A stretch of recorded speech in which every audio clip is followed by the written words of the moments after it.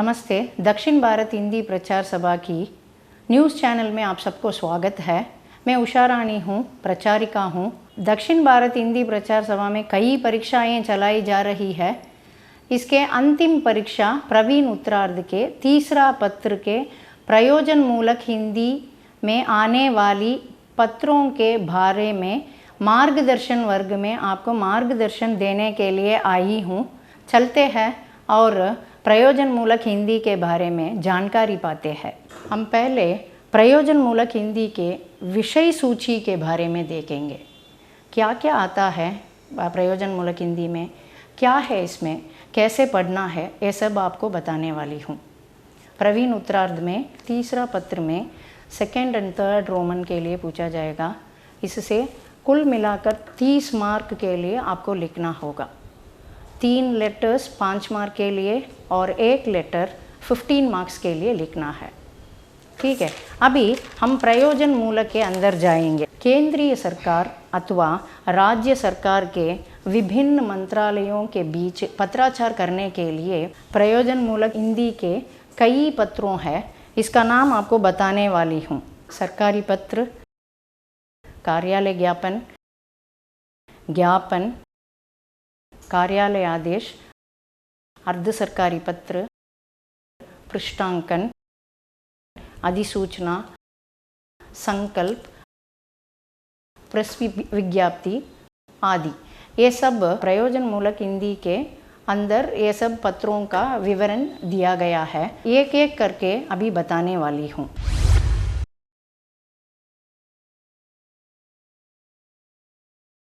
सरकारी पत्र, general official order. यह पत्र व्यवहार के विभिन्न रूपों में अत्यधिक महत्वपूर्ण है। विदेशी सरकारों, राज्य सरकारों, संबंध एवं अधिसूचना कार्यालयों के विभागों और संघ लोक सेवा आयोग आदि कार्यालयों में समस्त औपचारिक पत्र व्यवहार। इसका अर्थ क्या है? औपचारिक पत्र व्यवहार का अर्थ होता है करस्पॉन्डेंस। इन एक और दूसरे मंत्रालयों के बीच अगर पत्राचार का करना है तो करस्पॉन्डेंस होगा, है ना, लिखना है। यही पत्र है ना। पत्र का व्यवहार किया जाता है, इसे सरकारी पत्र कहते हैं। सरकारी पत्र का अपना अलग एक महत्व स्थान भी है, क्योंकि सभी मंत्रालयों में सरकारी पत्र का प्रयोग ही किया जाता है। अभी मैं सरकारी पत्र का अंग बताने वाली हूँ। कैसे होना चाहिए, सरकारी पत्र लिखते समय क्या क्या अंग लिखना है, उसमें भी ध्यान रखना चाहिए। पत्र संख्या में सबसे ऊपर पत्र के उसके नीचे सरनाम का अर्थ क्या होता है? मंत्रालय का नाम, गृह मंत्रालय, कौन सी विभाग, वो लिखना है।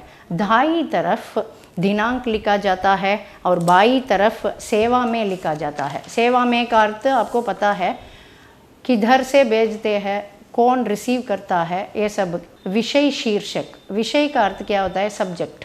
सब्जेक्ट हमको लिखना ही पड़ता है ना। किसी भी पत्र लिखते समय विषय को लिखना ही होगा। पत्र का कलेवर बॉडी ऑफ द लेटर कौन सी सब्जेक्ट आप किसके बारे में बताना है, वो सब पत्र के कलेवर में आ जाएगा। स्वनिर्देश, जैसे भवदीय, आपका, पत्र को फिनिश करते समय ये सब लिखना है। प्रेषक, भेजने वाले का आदि, हस्ताक्षर व पद, ये सब लिखकर सरकारी पत्र पूरा किया जाएगा।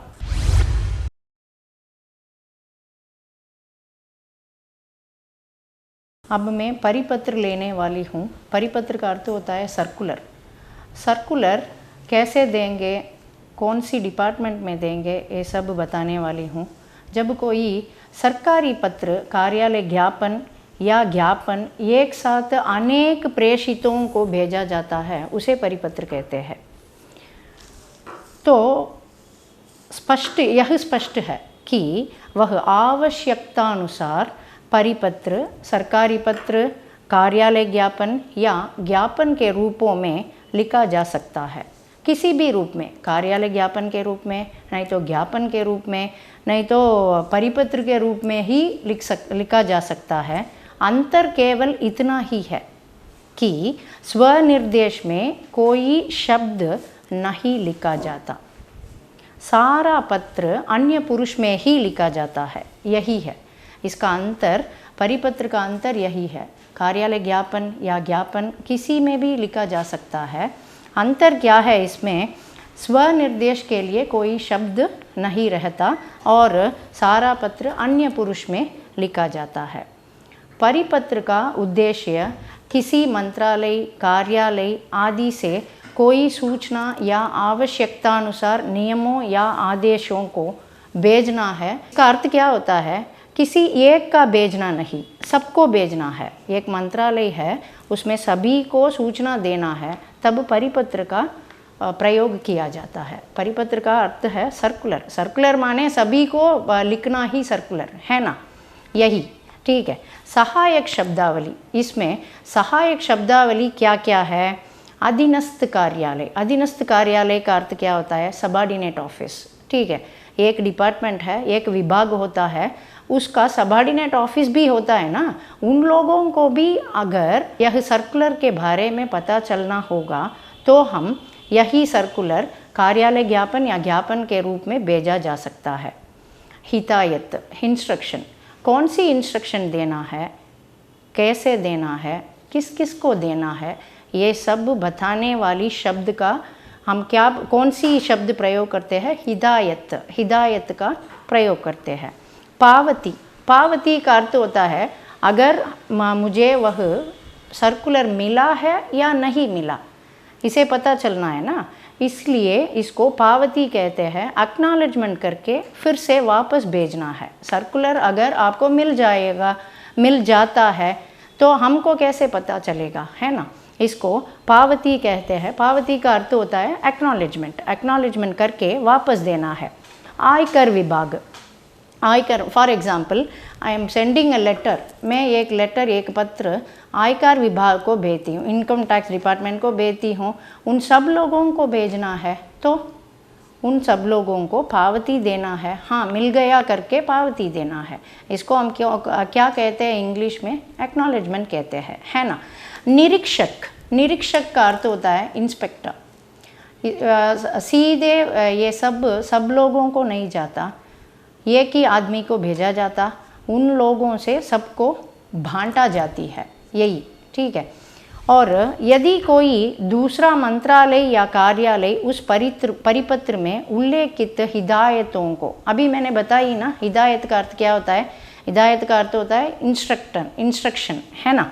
वो इंस्ट्रक्शन कार्यालय हिदायतों को अपने अधीनस्थ कार्यालय, अधीनस्थ कर्मचारियों को देने, एक ही आदमी को भेजा जाता है। वो आदमी वो सब लोगों को बांटता है, वो सब लोगों से क्या पाता है? पावती पाता है। हाँ, मिल गया करके पावती पाकर हमको लौटा देता है, ठीक है। इसे परिपत्र कहते हैं। परिपत्र में ऊपर भारत सरकार, मंत्रालय, विभाग का नाम, भाई और संख्या और धाई। धाई का अर्थ होता है राइट हैंड साइड, भाई का अर्थ होता है लेफ्ट हैंड साइड, है ना। सो परिपत्र में ऊपर भारत सरकार, मंत्रालय, विभाग का नाम, भाई और संख्या और धाई और दिनांक का उल्लेख होता है। समझ गए आप लोगों को? अगर समझ में नहीं आया तो फिर से एक बार बता दूंगी, ठीक है। भाई और माने लेफ्ट हैंड साइड संख्या आएगा, और धाई और माने राइट हैंड साइड में दिनांक आएगा, बस, ठीक है।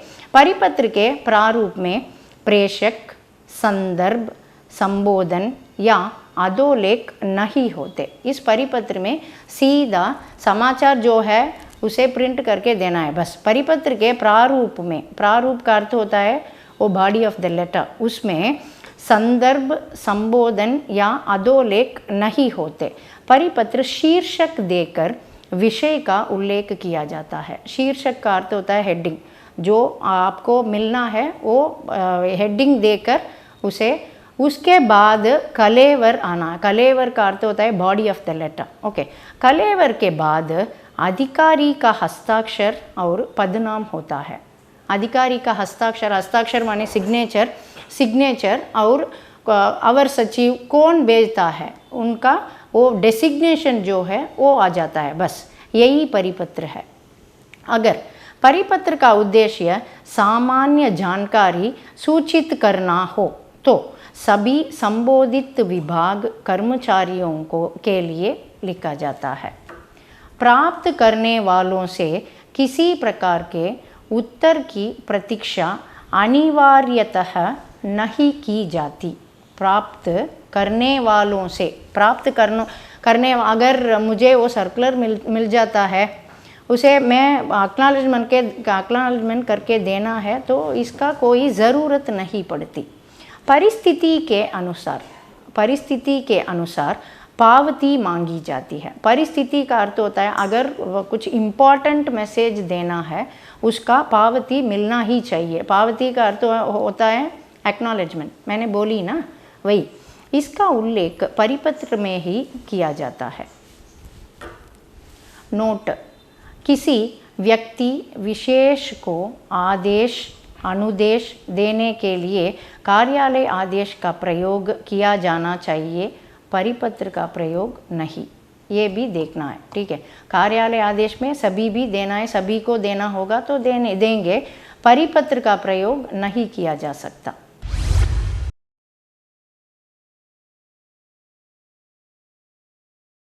कार्यालय ज्ञापन।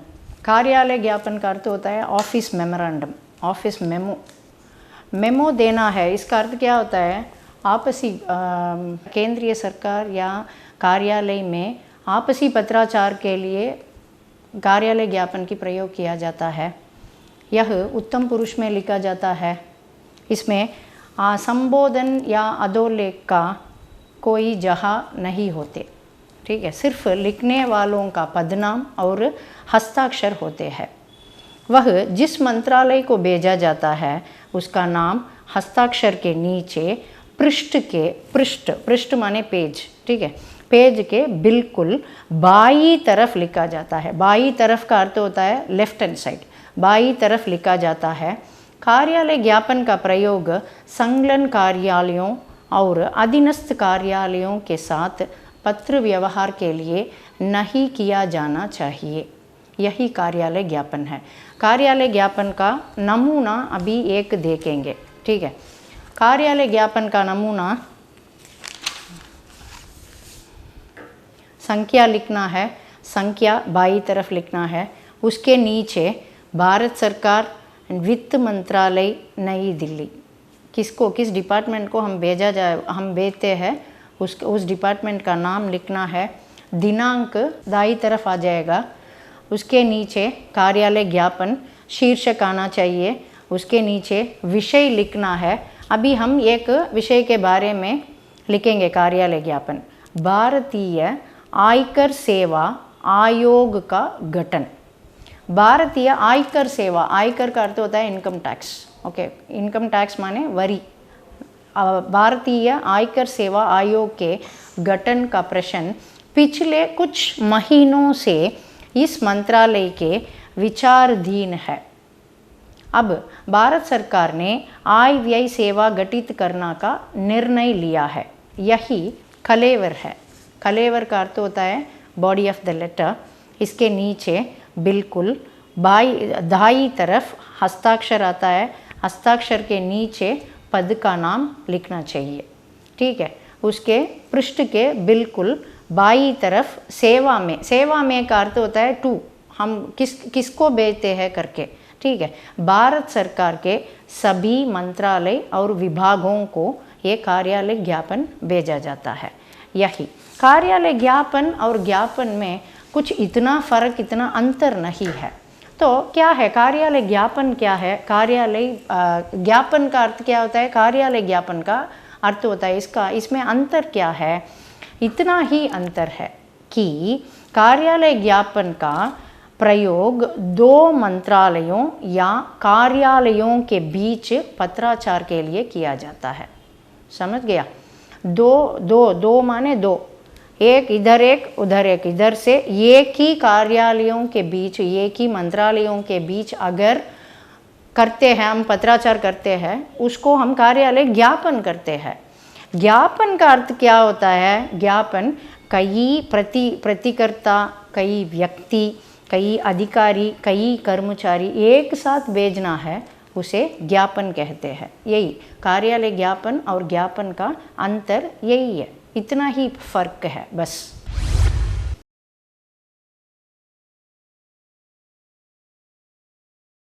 कार्यालय आदेश, ऑफिशियल ऑर्डर। ऑफिशियल ऑर्डर का अर्थ होता है किसी भी मंत्रालय या कार्यालय के कर्मचारियों के उनसे संबंध, नियुक्तियों, अर्जित छुट्टियों की स्वीकृति, पदवृत्ति या किसी विशिष्ट व्यक्ति से संबंधित सूचनाएं देना है तो कार्यालय आदेश का प्रयोग किया जाता है।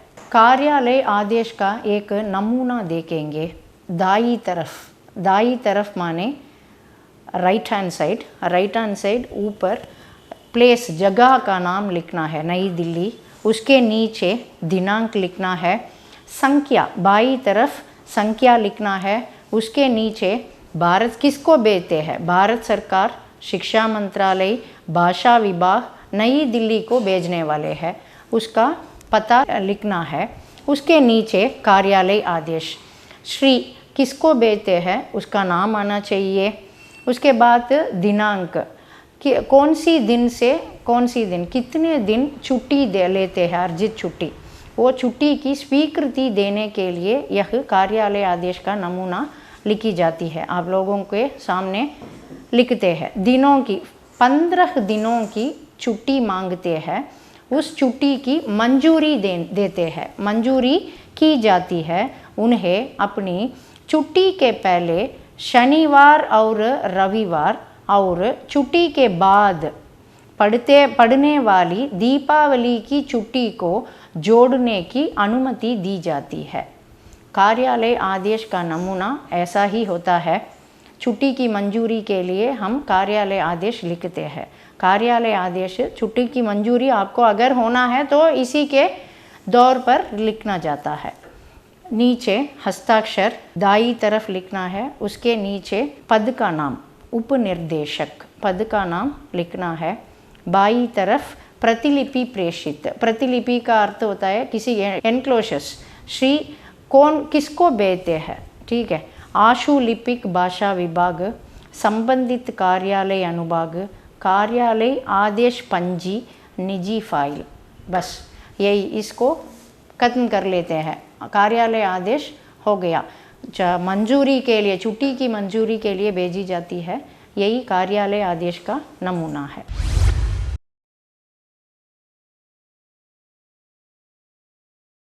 अर्ध सरकारी पत्र, डेमी ऑफिशियल लेटर।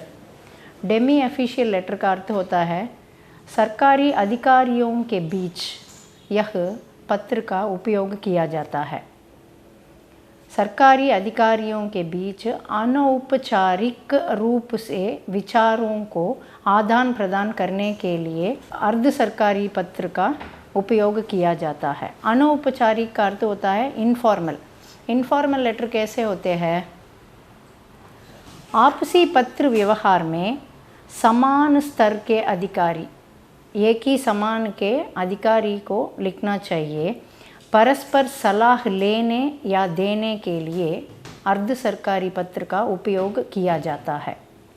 आपसी पत्र व्यवहार में अगर किसी अधिकारी का व्यक्तिगत ध्यान तत्काल किसी ज़रूरी अति तुरंत विषय पर आकर्षित करने आवश्यक एवं वांछनीय हो या निजी अभिमत शीघ्र प्राप्त करना हो तभी अर्ध सरकारी पत्र लिखी जाती है।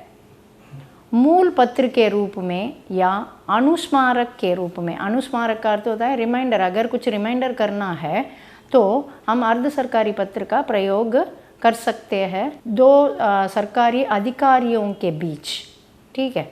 निम्नलिखित अवस्थाओं में भी इसका प्रयोग होता है जब किसी विषय पर प्रेषिती अधिकारी के विभाग गोपनीय मामलों में भी इसका प्रयोग किया जाता है। गोपनीय मामलों माने सीक्रेट, एनी सीक्रेट इश्यूज या codes should be transferred within the secretaries are higher officials, तो तब अर्ध सरकारी पत्र का ही प्रयोग करते हैं, ठीक है।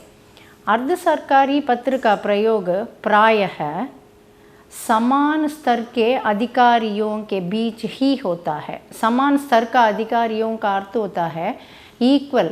सेक्रेटरी माने सेक्रेटरी को लिख सकते हैं, नहीं तो सेक्रेटरी के ऊपर जो है उनको लिख सकते हैं, ठीक है।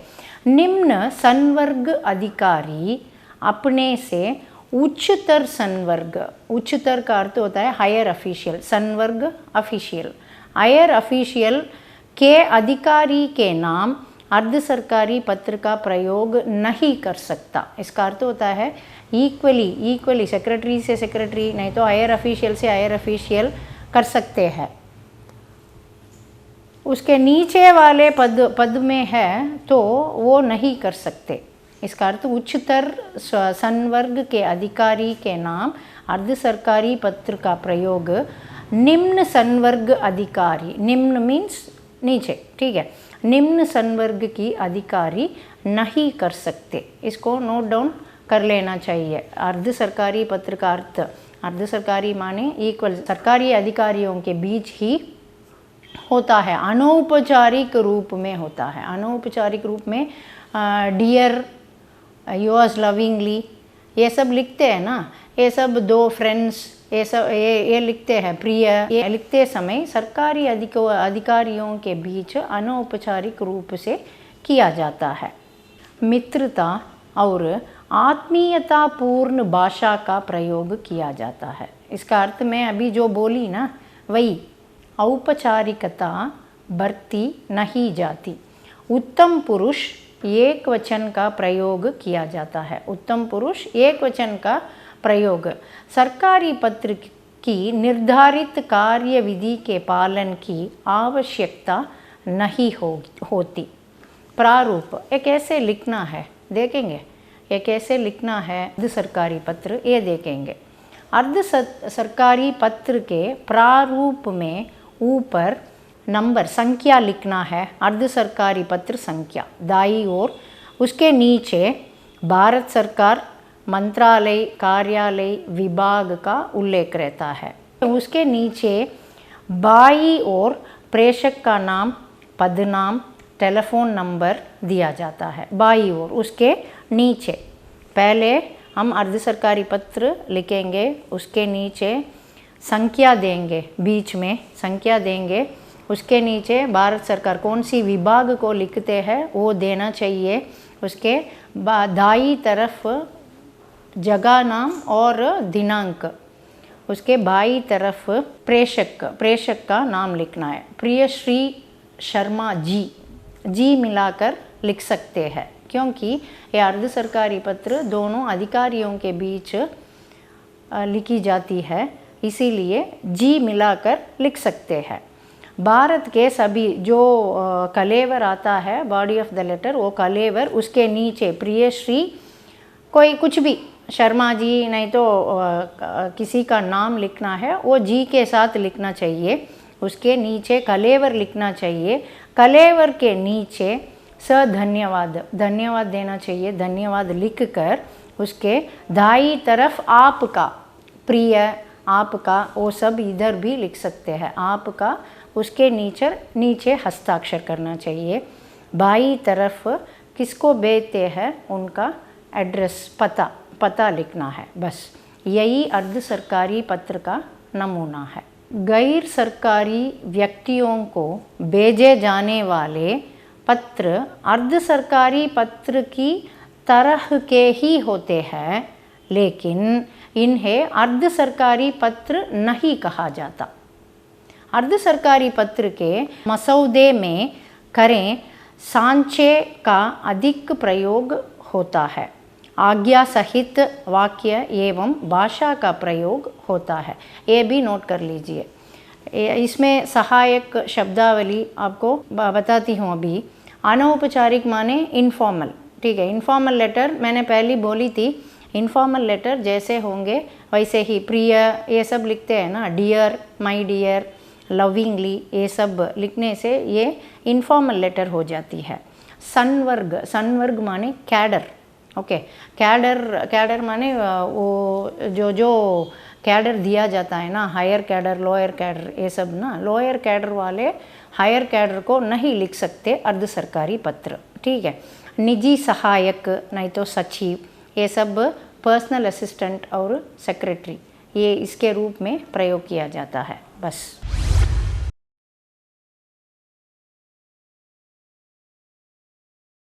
पृष्ठांकन, एंडोर्समेंट। एंडोर्समेंट का अर्थ क्या होता है?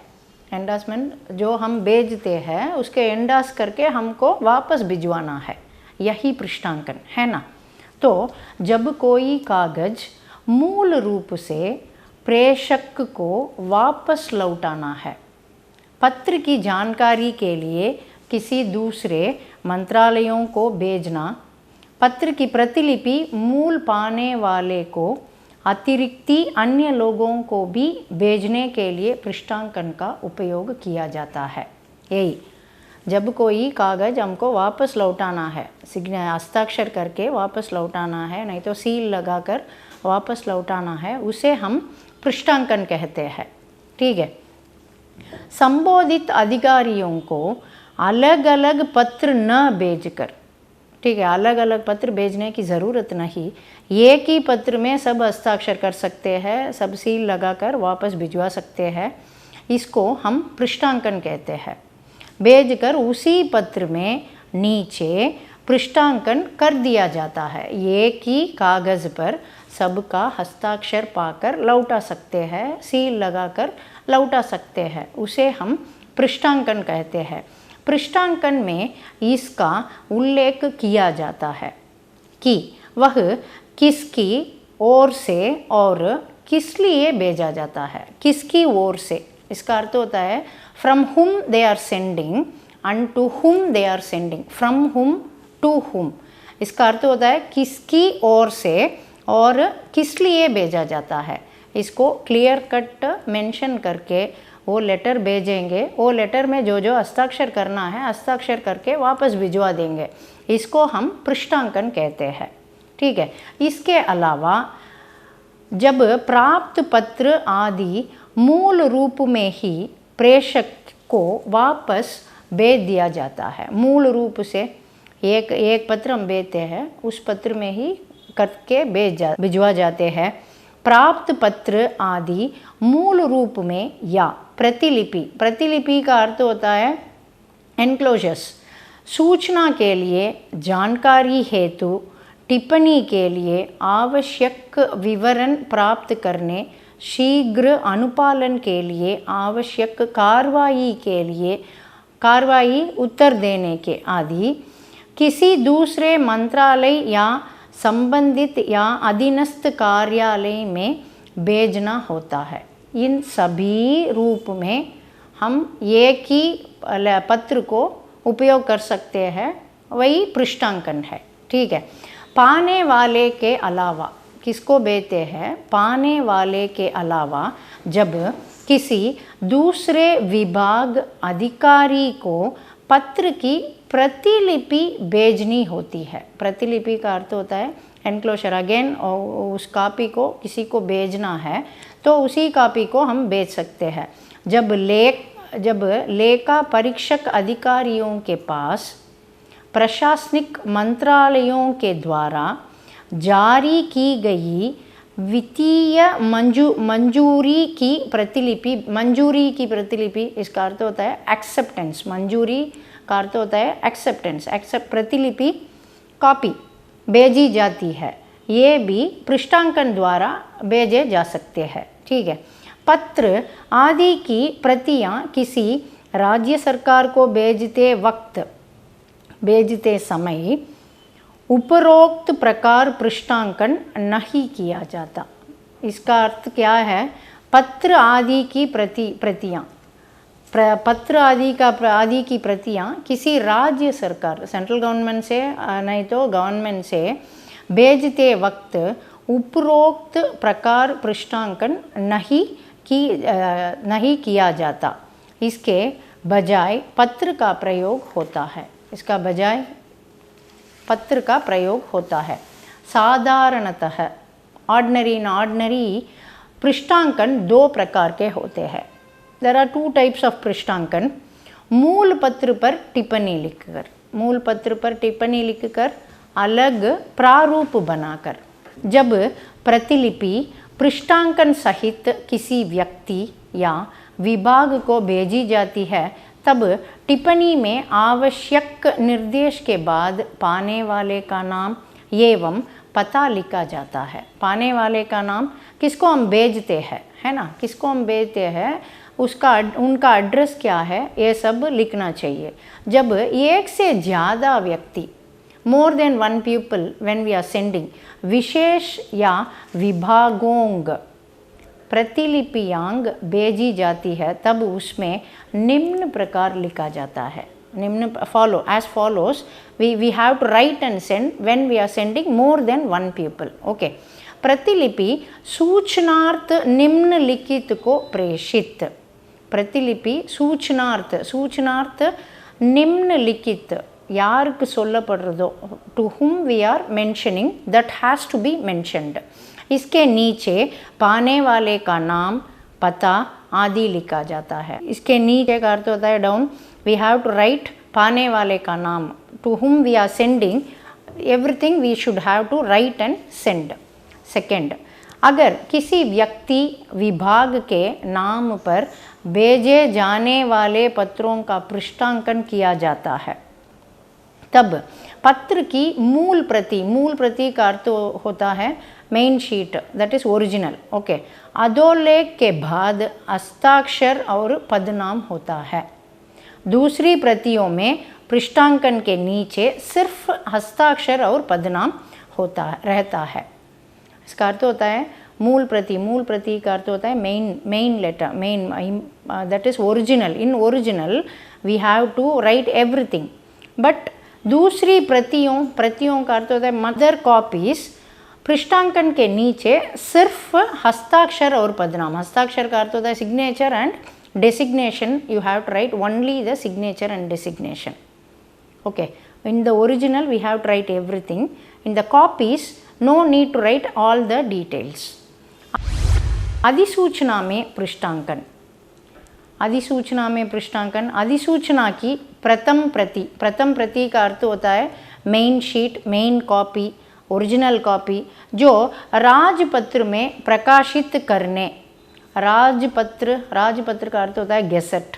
ठीक है, गेसेट में अगर हम कुछ देंगे तो वो सब कुछ, सबको अधिसूचना की प्रथम प्रति जो राजपत्र प्रकाशित करते समय उनको भेजे जाएगा, उसे छोड़कर दूसरी प्रतियां अदर कॉपीज में ही पृष्ठांकन का उल्लेख रहता है, टाइप किया जाता है। टाइप का अर्थ होता है टाइप, ठीक है, टाइप किया जाता है। प्रायः पृष्ठांकन युक्त टंकित, टंकित, टंकन, इसका अर्थ होता है टाइप, है ना। अधिसूचना की दूसरी प्रतियों में वही अधिकारी हस्ताक्षर नहीं करते जो मूल अधिसूचना में करते हैं। मूल अधिसूचना में जो अधिकारी हस्ताक्षर करते हैं ना, वो हस्ताक्षर दूसरी प्रतियों में करने की कोई ज़रूरत नहीं होती। उनके कनिष्ठ संवर्ग के अधिकारी ही करते हैं। कनिष्ठ संवर्ग अधिकारी, कनिष्ठ संवर्ग, नेक्स्ट इमीडिएट ऑफिसर। ओके, कनिष्ठ संवर्ग के अधिकारी का अर्थ होता है इमीडिएट ऑफिसर। मेन ऑफिसर वो जो सेक्रेटरी जो है ना, वो करने के बाद उसके नीचे जो अधिकारी है वो करने से काफ़ी होती है, पर्याप्त है, ठीक है। लेकिन पत्रों में विकल्प होता है।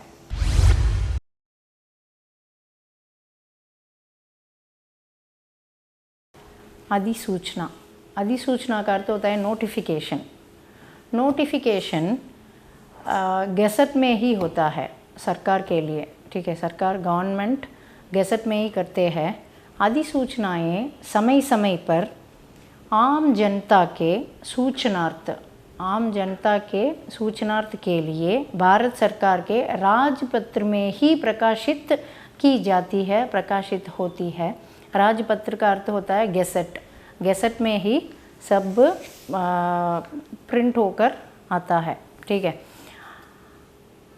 अधिनियमों व सरकारी आदेशों एवं नए संबोधित नियमों की घोषणा और शक्तियों का सौंपा जाना, ये सब राजपत्र में प्रिंट किया जा सकता है, उधर ही प्रिंट होती है। राजपत्रित अधिकारियों की नियुक्ति, तरक्की, स्थानांतरण, छुट्टी की स्वीकृति और इसके बदले की जो व्यवस्था एवं सेवानिवृत्ति संबंधी सूचनाएं आदि अधिसूचना के द्वारा की जाती है।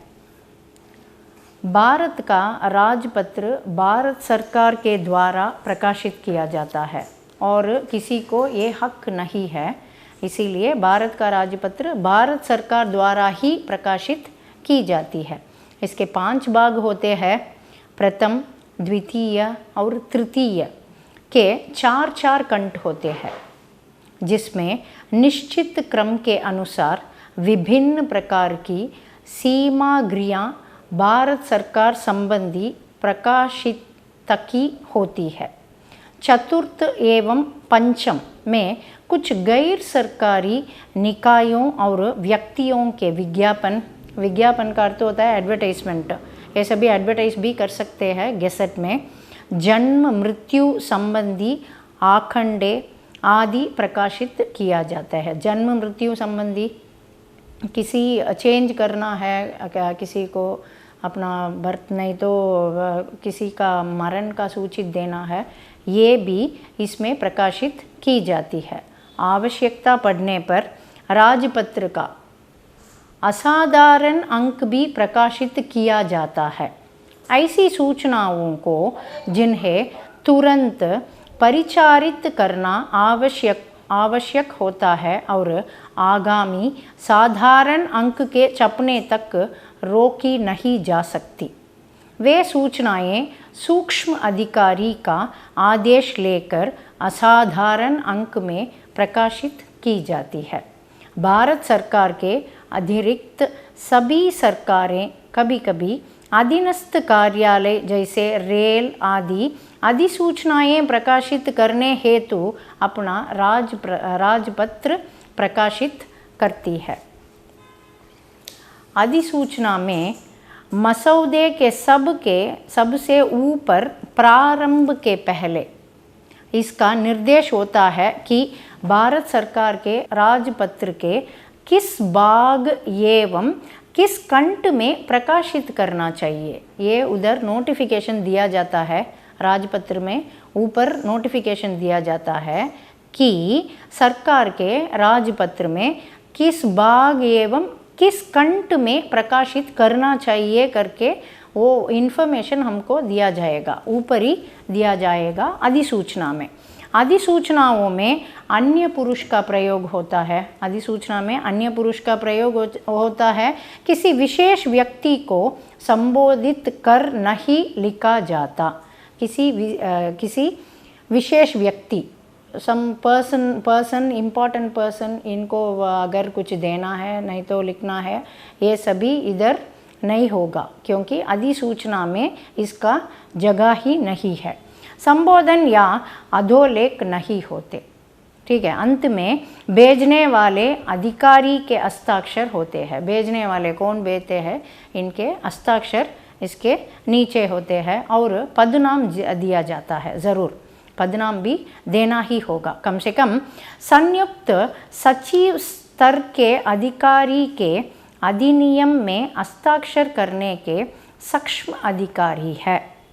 नीचे अधिनियम के पृष्ठांकन में सिर्फ मूल प्रति में राजपत्र में प्रकाशन संबंधी आदेश रहता है। मूल प्रति, प्रथम टंकित प्रति, टंकित फर्स्ट टाइप्ड पेज राजपत्र में प्रकाशनार्थ उसके पहले प्रबंधक भारत सरकार के प्रेस को भेजी जाती है। किधर जाना है, प्रेस को जाना है, प्रेस के जाकर छाप कर इधर आएगी। ठीक है।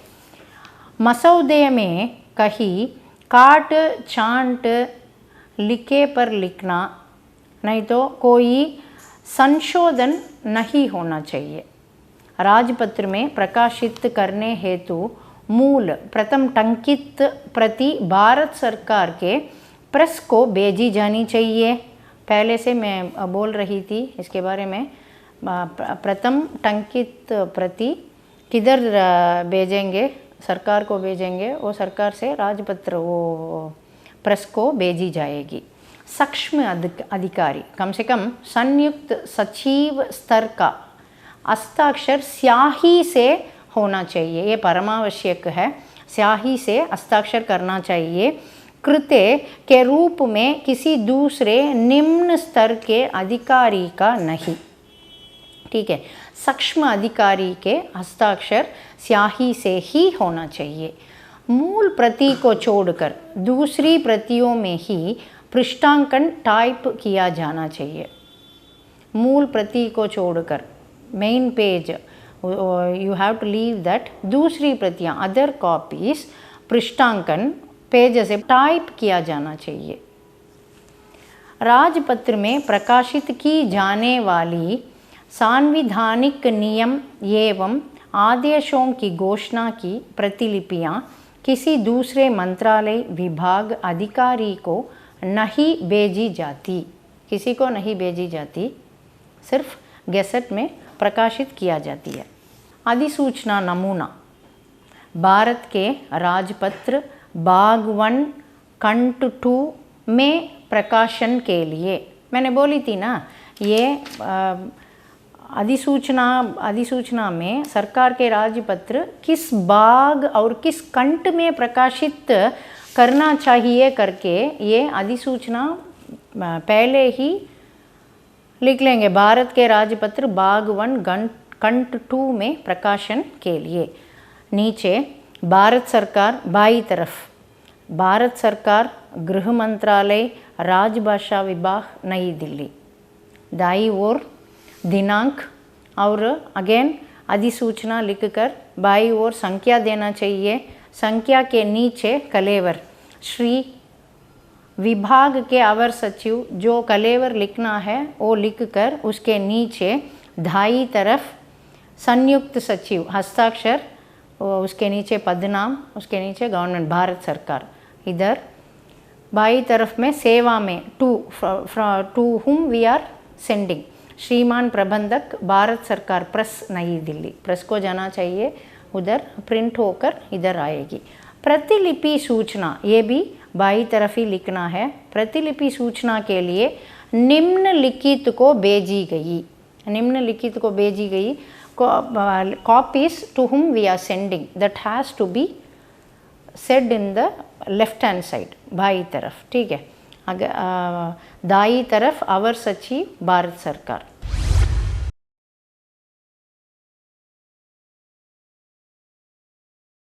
संकल्प, संकल्प का अर्थ होता है रेसोल्यूशन। संकल्प का प्रयोग निम्नलिखित बातों की सार्वजनिक घोषणा के लिए किया जाता है। सरकार की नीति संबंधी महत्वपूर्ण निर्णयों का सार्वजनिक घोषणा, घोषणा का अर्थ होता है अनाउंसमेंट। ठीक है, पब्लिक को अगर अनाउंसमेंट करना है तो संकल्प और अधिसूचना का इतना फर्क नहीं है, दोनों एक ही स्थान पर है, एक ही समान है। संकल्प का प्रयोग सरकार की नीति संबंधी महत्वपूर्ण नियमों का सार्वजनिक घोषणा, to announce everybody they use संकल्प। विशेष समितियों या आयोगों की नियुक्ति और उसकी रिपोर्ट एवं समीक्षा का परिणाम, समीक्षा का परिणाम जो आता है उससे जो हम देते हैं उसका परिणाम जो आता है वो भी संकल्प में भी, रिसोल्यूशन में भी आएगा। संकल्प और अधिसूचना का इतना फर्क नहीं है, दोनों एक ही समान होते हैं, दोनों का प्रारूप भी समान होते हैं।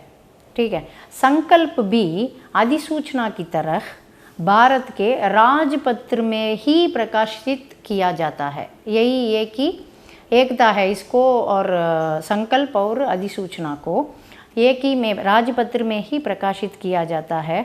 उसका विवरण समाचार पत्रों में भी प्रकाशनार्थ भेजा जाता है, समाचार पत्रों में भी प्रकाशनार्थ भेजा जाता है। संबंधित व्यक्तियों को भी उसकी प्रतिलिपि भेजी जाती है। अधिसूचना में हम प्रतिलिपि किसी को भी नहीं भेजते, संकल्प में इसका संबंधित व्यक्तियों का भी प्रतिलिपि भेजी जाती है।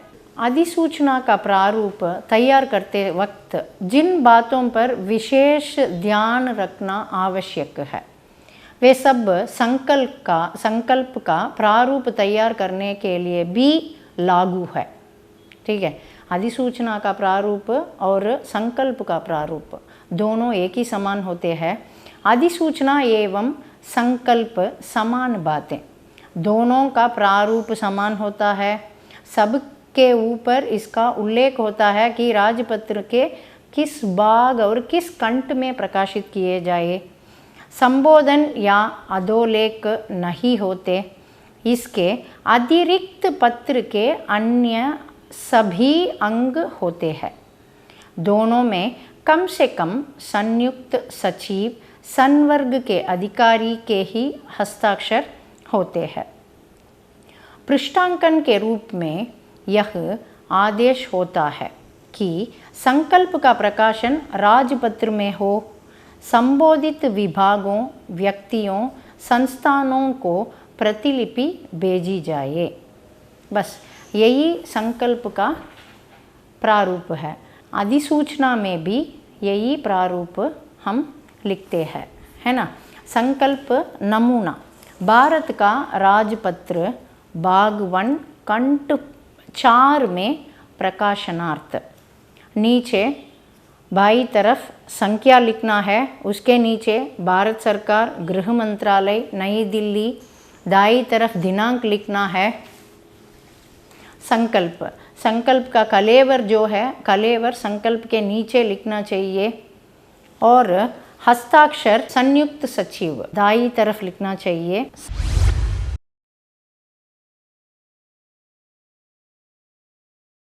सामान्य सरकारी पत्र, जनरल ऑफिशियल लेटर। सरकारी पत्र सरकारी कार्यालयों या सरकारी कार्यालयों के बीच जो पत्राचार होती है उसे हम सरकारी पत्र कहते हैं, है ना। प्रयोजन मूलक हिंदी ये पुस्तक होता है ना, ये पुस्तक में जो जो पत्र हम पढ़े हैं वो सभी सरकारी मंत्रालयों के बीच होने वाली ही है। ठीक है, तो सभी सरकारी कार्यालयों के प्रशासन कार्य में पत्र का महत्वपूर्ण स्थान है। Very important. Okay, there is an important role in the role of the letter in the government offices.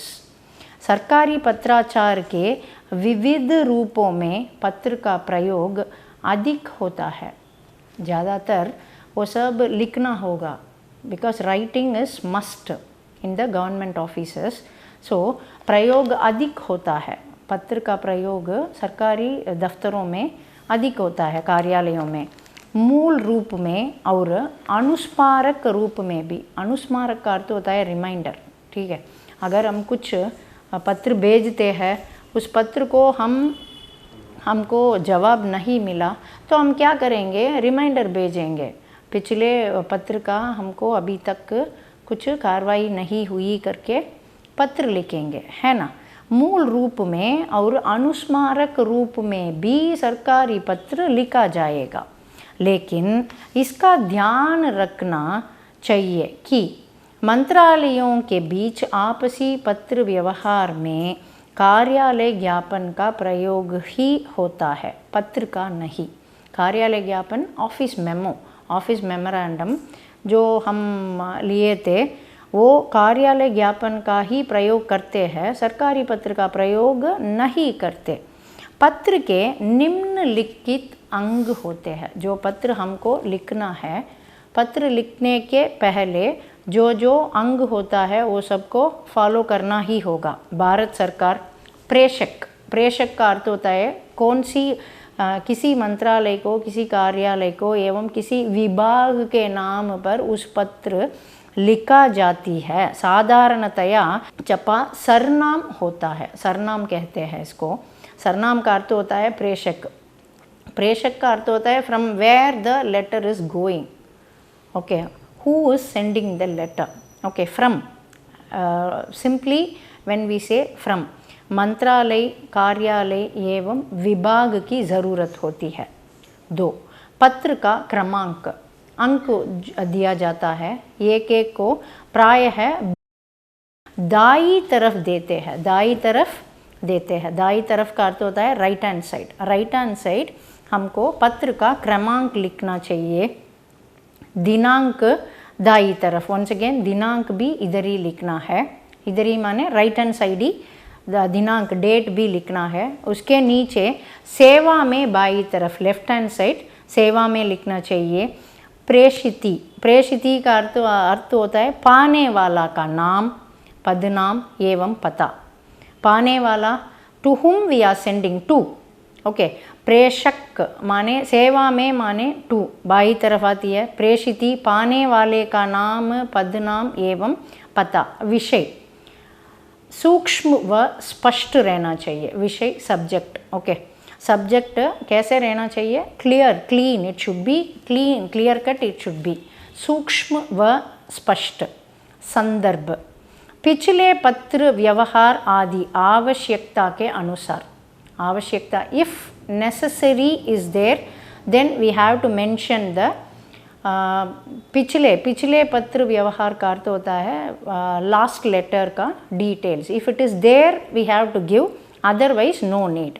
Okay, body of the letter, content of the letter, what we are going to write, it should be clear. पत्र का कलेवर। अधोलेख, भवदीय, आपका। हस्ताक्षर करते समय we have to write ना, we have to write yours obediently, yours faithfully, yours lovingly, this। अधोलेख में यहाँ भवदीय, आपका, आदि का प्रयोग करना चाहिए।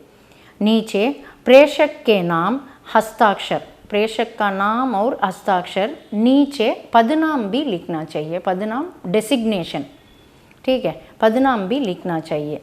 कोई संलग्नक होने पर इसका विवरण बाई और दिया जाता है। बाई और left hand side. Sometimes it should be changes, it changes sometimes. किसी दूसरे को पत्र की प्रतिलिपि भेजे जाने की स्थिति में, प्रतिलिपि का अर्थ होता है कॉपीज, वी विल सेंड ना, कॉपी टू। कॉपी से भेजते समय स्थिति में उनका नाम, पदनाम सहित आदि अंत में दिया जाता है। साधारणतया जिनके साथ पत्र व्यवहार करने पत्र का प्रयोग किए जाता है उनमें से मुख्य कुछ है। विदेशी सरकारों, फॉरेन अफेयर्स, राज्य सरकारें और संबंध तथा अधीनस्थ कार्यालय के अधिकारीगण, ये सब, ठीक है। हमारा वो सेंट्रल गवर्नमेंट है, स्टेट गवर्नमेंट है, फॉरेन अफेयर्स है, ये सब के लिए ना। और संबंधिक निकाय, सार्वजनिक निकाय, स्वयंसेवी संस्थाएं आदि, स्वयंसेवी संस्थाएं, सोशल सर्विसिंग, NGOs, ठीक है, सरकारी कर्मचारियों के संगठन और जनता आदि के साथ समस्त।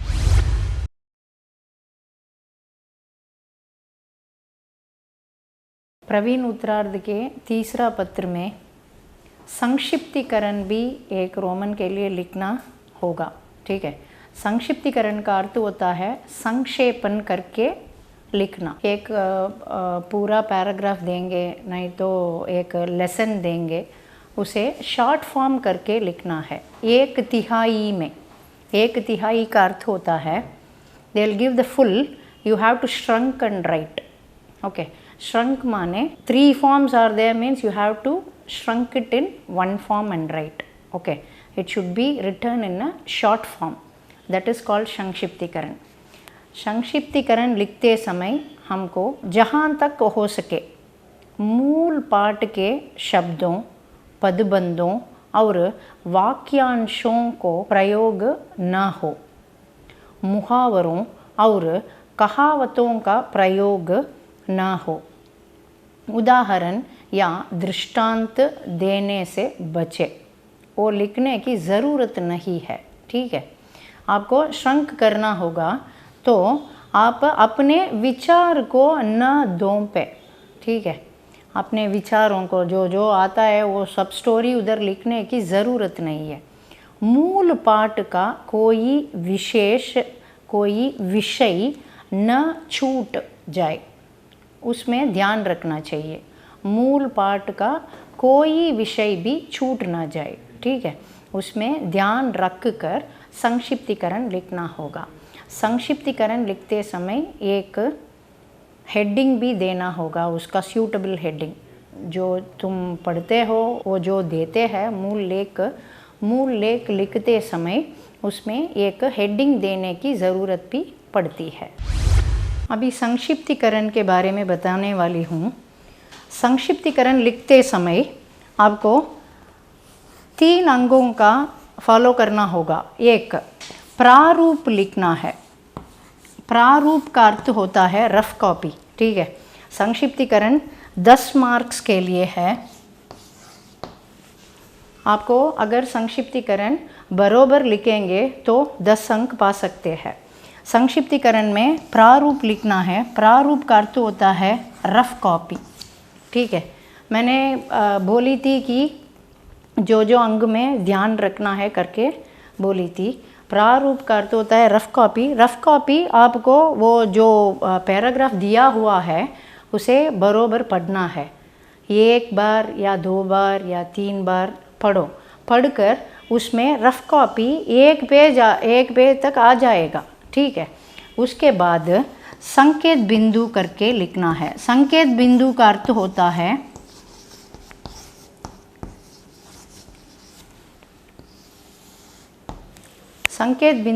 होता है important points, okay.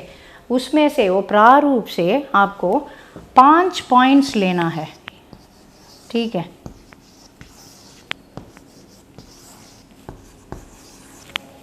Five points you have to take from the प्रारूप। उसके बाद संक्षिप्तीकरण लिख के संक्षिप्तीकरण के नीचे उसके सूटेबल एक हेडिंग देना है।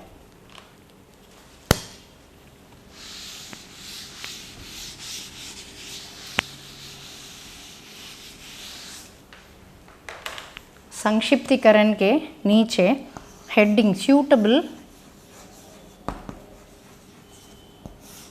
हेडिंग लिखना है। जो पैराग्राफ दिया हुआ है, आपने जो पढ़ा है, उसके सूटेबल हेडिंग देकर वो 5 पॉइंट्स है ना, उसे पैराग्राफ लिखना है। वो 5 पॉइंट्स को लेकर पैराग्राफ करना है, बस यही है संक्षिप्तीकरण।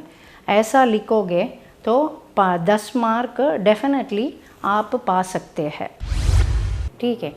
ये भी प्रयोजन मूलक हिंदी के एक अंश ही है। प्रवीण उत्तरार्ध के तीसरा पत्र में संक्षिप्तीकरण लिखना है 10 मार्क के लिए, ठीक है। 10 अंक पाते हैं। संक्षिप्तीकरण लिखते समय आप 10 अंक पा सकते हैं, आसानी से पा सकते हैं। दक्षिण भारत हिंदी सभा के इस मार्गदर्शन वर्ग से प्रवीण उत्तरार्ध के छात्र छात्राओं लाभान्वित हो सकते हैं। आशा करते हैं ये मार्गदर्शन वर्ग आपको परीक्षा लिखने में बड़ी उपयोगी होंगे। और एक मार्गदर्शन वर्ग में अगले वीडियो में आपसे मिलती हूँ। मैं उषा रानी आपसे विदा लेती हूँ। धन्यवाद। प्रिय दोस्तों, आशा करती हूँ कि यह वीडियो आपको उपयोगी सिद्ध हुआ है। हिंदी का प्रचार एवं प्रसार करने में सभा की सहायता करना और उसके कार्यकलापों के बारे में आपको अवगत कराना ही इस चैनल का मुख्य लक्ष्य है। अतः आपसे विनय पूर्वक यह निवेदन करती हूँ कि इस चैनल को सब्सक्राइब करते हुए इसकी यात्रा में हमें सपोर्ट प्रदान कीजिए। साथ ही इसमें आने वाले सारे वीडियोस को देखिए और लाइक व शेयर कीजिए। तो दोस्तों, इसमें आने वाले नए वीडियोस की प्रतीक्षा कीजिए।